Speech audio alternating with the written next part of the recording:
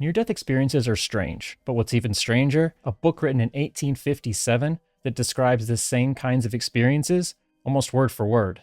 Here are 10 times the Spirits book got near-death experiences right. At the end, I want to tackle the argument that skeptics always use. If near-death experiences are real, then why are they all so different? The book has an answer for that too. What's interesting is how often this comes up. No eyes, but they still can see.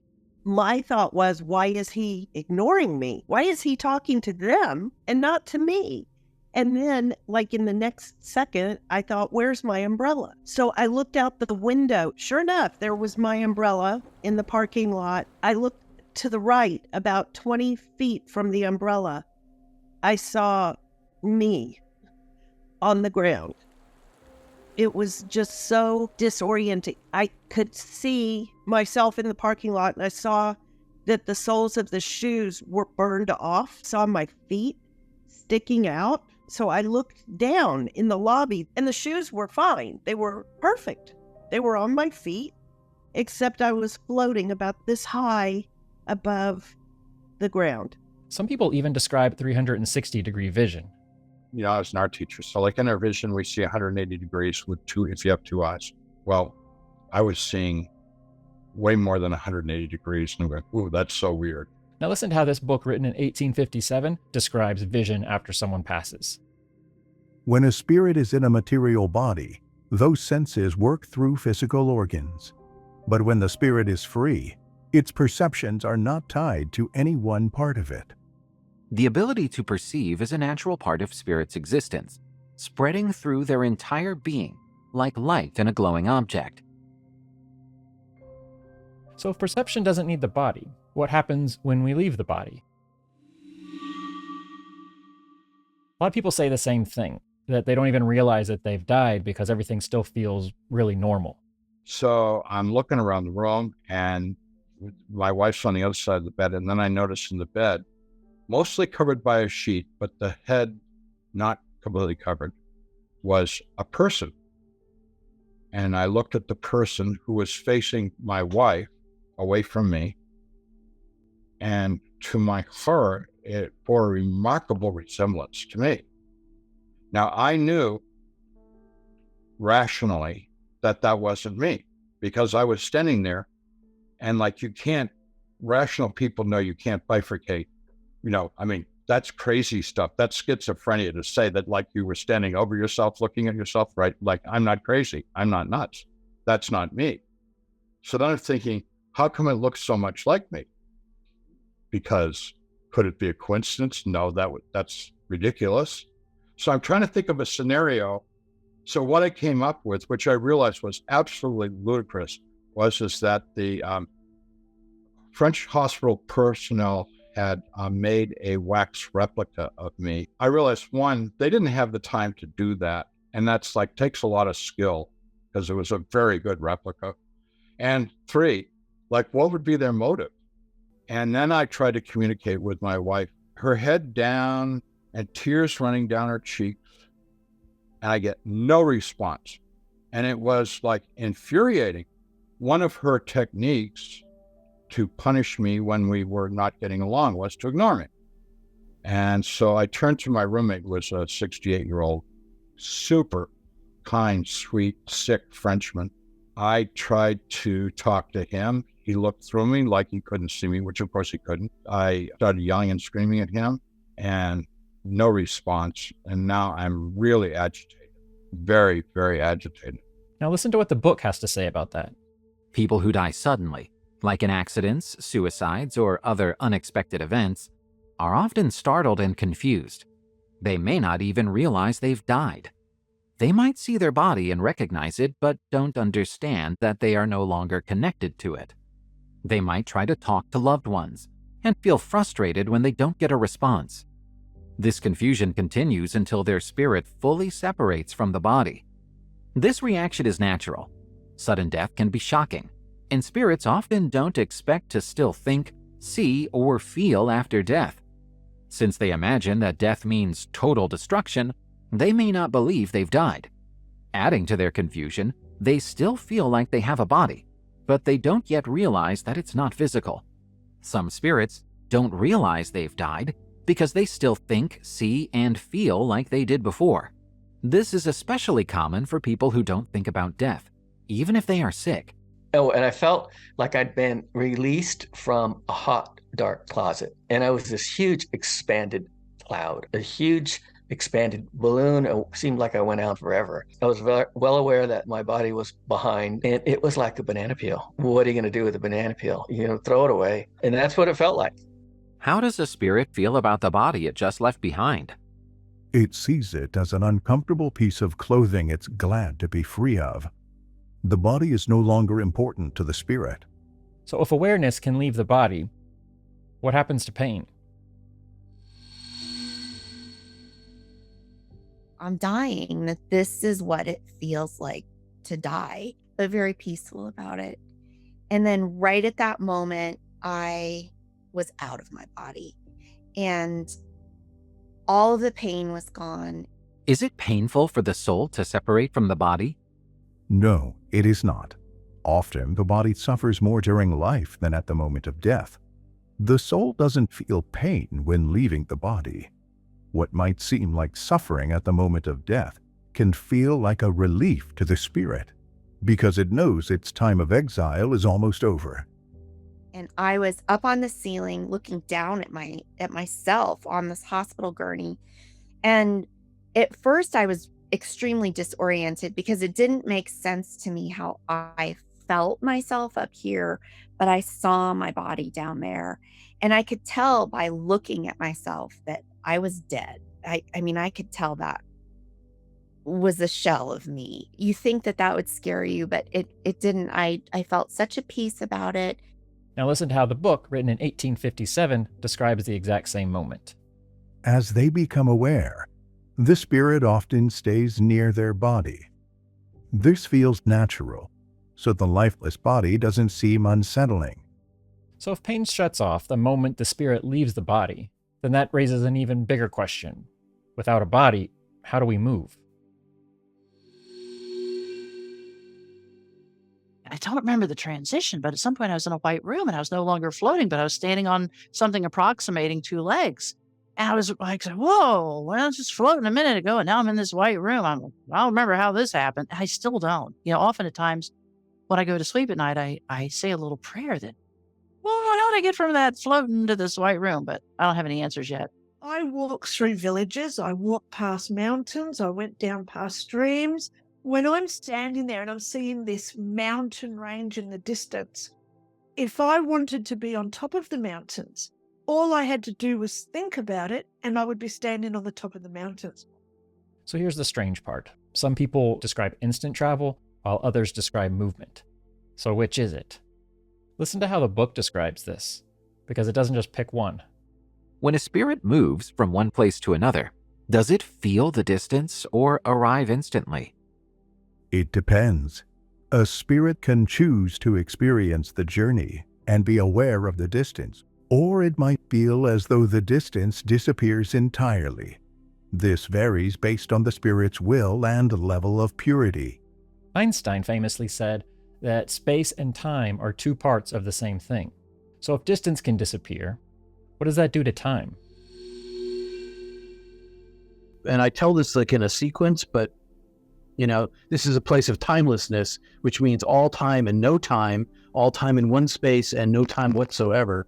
So it's really hard to describe it. I choose to describe it sequentially, if only for my own sanity. The next thing I know, I'm walking around and everything feels different. I mean, it is like being in time and outside of time. And I open my eyes and I'm lying in the rain in the parking lot. And I realized it had probably been, 2 minutes, maybe. Yet I knew I had been somewhere for 2 weeks. Now listen to how the book describes what happens when we pass. Do spirits experience time the same way we do? No, and that's why you sometimes misunderstand us when we try to give you exact dates or time frames. Spirits exist outside of time as we know it. For them, time almost doesn't matter. What feels like centuries to us might seem like only moments to them. just like bumps on the ground would appear invisible to someone viewing the Earth from space. So if time stops working normally, what is this darkness that people describe? A lot of people expect this part to be frightening, but if you listen closely, that's not how they describe it. I succumbed to the final stages of hypothermia. Peripheral vision began to fill in with black and a circle and faded to black very rapidly to out. And I was in darkness, but unlike falling asleep, I maintained my consciousness. I knew that I was awake. And suddenly in front of me was a great expanse of even darker darkness that I'd never seen anything like it. It's not just like standing on a wicked dark night looking out at the ocean on a starless, moonless night. It's like different than that. It's that plus times 1,000. I felt the presence of spiritual beings with me, and I was in blackness. Several people have said, "Did you see your body?" I did not. I've heard people describe this blackness as velvety soft, and it was, but this blackness in which I was ensconced was actively comforting me. And then all of a sudden, this darkness came very slowly from the back, like this, came over me, slower and slower and slower. And it was a black like you'd never seen. It was pitch black. But this darkness came until it was just a small, tiny little hole. And that's all I could see out of until that was gone. Now I'm in pitch blackness. Call it the abyss or the void, because I don't know what to call it. But it was so comfortable there, even though it was pitch black, pitch black. There was no top, bottom, sides, like it was just this incredible, vast space. It was very much like if you're ever at a lake and you're the only one there and you're just floating. I didn't hear anything. There was no sounds, just that sensation of floating, of being completely supported and very, very comfortable. There was no fear. I had absolutely zero fear. There was no stress. I was more or less intrigued, to be honest with you. I was intrigued about what is this? What is this place? So maybe the key word isn't darkness. Maybe it's confusion. The book doesn't describe this as a place either. When the soul leaves the body, does it immediately know it's happening? Not right away. It usually feels confused for a little while. Do all spirits feel the same level of confusion after leaving the body? No, it's different for each spirit. Pure and advanced spirits become aware almost right away because they didn't focus too much on material things during life. But those who lived selfishly or made bad choices stay confused for a much longer time. When someone dies, things can seem blurry and confusing at first. The soul needs time to adjust, like waking up from a deep sleep and trying to figure out what's happening. As the connection to the physical body fades, the spirit becomes clearer, and memories and thoughts return. This state of confusion can last anywhere from a few hours to several months, or even years. Those who think about the afterlife while alive tend to adjust much faster because they immediately understand their situation. So that would explain why some people experience darkness and others do not. So a lot of people describe coming out of the darkness and experiencing a reality that's more real than real. What causes that? This is where I would stress for people that might think that a near-death experience would be kind of vague and dreamy and murky. This world, this material world, is vague and dreamy and murky compared to that reality. It wasn't like, it felt as real as I'm sat here now talking to you, but it was a different sort of real. It's like, I would call it ultra real, you know, it was just like this incredible place. Things were really sharp and bright. It was a different dimension altogether. People don't say reality fades or gets dimmer. They say it intensifies. Now listen to how the book describes this. Do spirits see things as clearly as we do? Even more clearly, because they can see things your eyes cannot. Nothing blocks their vision. Is the body like a dark glass that blocks the spirit's abilities the way it blocks light? Yes, and it's like an extremely dark glass. You can also think of it like thick, muddy water, which makes it hard for anything inside to move freely. While in a physical body, these abilities are blocked or limited by our dense material organs. However, once freed from the body, these abilities grow stronger and more refined as the spirit body becomes lighter and less material. Okay, so you also hear about people that meet beings, sometimes family members, sometimes religious figures, sometimes beings of light. Who are they exactly? Then there were people, could have been 100 or more, big group of people. And I'm like, what the hell's going on here? What the hell's going on, you know? Oh, wait a minute. There's Nanny, my great-grandmother. Oh, there's my great-grandfather, there's my Aunt Alice, and my Uncle Dick, and like I'm noticing these people that I knew that passed. And I didn't understand that. I absolutely did not understand that. And I said, I just, had said to myself, I don't know what's going on. Where am I? I'm sorry, but I mean, that's how it was. I was actually quite rude. And my great-grandmother stepped towards me. And this always makes me tear up. She said, Heather, you have died. And I was like, no, that can't be. Sorry.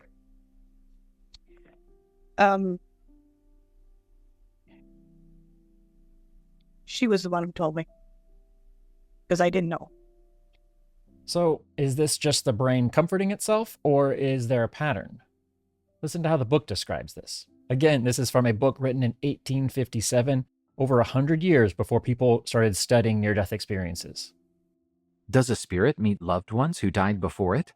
Yes, if they cared about each other.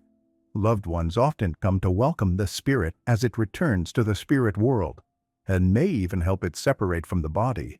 The spirit might also see people it lost contact with while it was alive, and can visit those who are still living or in the spirit world.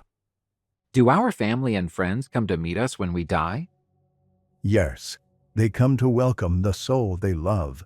If the soul has survived life's challenges, they celebrate it, like welcoming someone home after a long trip, and help it let go of its physical body. For good spirits, this reunion is a gift. But those who have done wrong, they may find themselves alone, or only surrounded by others like them, which feels like a punishment. When a soul leaves its physical body, does it immediately reunite with relatives and friends who passed before it? Not always right away. As we've mentioned before, the soul needs some time to understand its new situation and to let go of its connection to the material world. So what usually happens after this welcome? So, what's next? A review of my life? Would you guys like to get started with that? And he just loved that. He just cracked up like I was a little toddler trying to take over. And he said, sure, let's do that. How do you want to start? The life review, it's as if you're so submersed in it. It's not like watching a film, or it wasn't like that for me. It wasn't like watching a movie. Above me, the signs, below me, I was immersed in my life in all sense of it. But be well beyond the five senses, well beyond that. But what's interesting about it is you really feel, see, sense, know exactly how the other person felt. But mine, which is different than others, mine was I suffered all the pain I gave away in my entire life from the point of view of the people I gave it to. I intended to give it to, and I didn't intend to give it to. And I felt that. I felt their pain. And it turns out that all the pain that I gave them was about 10,000. I keep using 10,000 because it's like some huge unimaginable number. And I suffered all of that, their pain plus times 10,000. They suffered a little bit. I suffered mostly. And the voice was saying inside me without sound, I love you. I've always known you. I've always known these things about you. I've known you since you were created. I've known the long tail of your soul. I know what you were like to be a human being in this life. I love you as you are. I made you. I've always known you. I've always loved you. And I was going through this suffering of all the suffering I gave away, but I was also being, and I call it my own hell. I created my own hell. Also judged myself as shameful, not because of what I had done, because it was also shown simultaneously that it wasn't my fault that I caused pain. That's a natural outgrowth of being a human being in this world. That's just the way it is. And every human being causes pain to other human beings and to themselves. And that's just the way it is. And that's a known thing by the divine. Now listen to how the book describes this. When spirits return to the spirit world, their entire past life becomes clear to them. They can see their mistakes and understand how they caused their current struggles. They also see what they could have done differently. This helps them understand that their challenges are fair, and they want another chance to make things right. How does a spirit recall its past life? Is it through imagination, or is it like seeing a picture? Both. The events it wants to remember feel as if they're happening right now. There's no judge, no punishment, but they feel the impact of their choices from the inside. After the life review, most people experience the same next moment. They're sent back and they're not happy about it. Right at that moment, I heard an audible voice tell me, you have to go back. And it was like a blast. That was the last thing I wanted to hear. I protested, and I don't think I had a body, but I felt like I was shaking my head no and resisting. I protested. I said, no, I don't want to go back. Please don't send me back. And then again, the voice, you need to go back. And I protested again. And right at that moment, I felt like almost like a crowd was gathering around me. But I didn't have enough time to figure out what that was, because then I was immediately back in the tunnel. And it felt like a little bit of a nudge back into the tunnel. And I went backwards. And then just like that, I was back in my body. The pain returned. And I wasn't staying. It wasn't the end of my life. And I was the only one in the room that didn't know that. And at one point he said, okay, that's enough. He stepped forward like a father and said, time to go back. And that just floored me. I was like, what? Go back? I'm not going back there. There's no way. He says, yeah, you got to go back. You got things to do, and they're important. And as he stepped forward, I felt myself slipping back. The place just started to break up. It started to dematerialize. It's like I was being beamed out of there, and I was going to another channel. I was going to another frequency, and it was a descending feeling. And I dropped away into darkness. Then I was back in my body, and I woke up, and a nurse came by, and she says, you're awake. And I'm like, yeah, I need to talk to you. What am I doing back here? You know, I was pissed. And I said, I was home. I'd made it out of here. I was home with my best bros. How is it that I ended up back here? I had bought the farm. I was convinced of it. She said, honey, you've been in escrow, but you fell out of escrow, and now you're back with us, and you're going to have to get your head around that. And I thought that was, looking back, that was really good advice. That's a strange thing to hear. If it was a dream or an hallucination, you'd expect people to wake up and feel relieved that they're awake back in their body. But that's usually not what you hear. It's the opposite of what you hear. Listen to how the book describes this. Does a spirit enjoy being in a physical body? That's like asking if a prisoner enjoys being locked up. A spirit in a body always longs to be free, and the heavier or more limiting the body feels, the more it wants to escape. Does the soul in an out-of-body experience really visit higher realms? Yes. It can see them and understand the happiness of those who live there. That is why it often wishes to stay. So, that leads us to our final question. If near-death experiences are real, why are they all so different? The experience might be real, but the way people describe it isn't. Do out-of-body experiencers see what's real, or are their descriptions shaped by imagination or earthly beliefs? What they see feels real to them, but their spirit is still influenced by their beliefs or the ideas of others. This helps them explain what they experience, but it can also lead to mistakes in describing it. And the book even admits something uncomfortable. People can be sincere, but still get the details wrong. How reliable are the things people report during out-of-body experiences?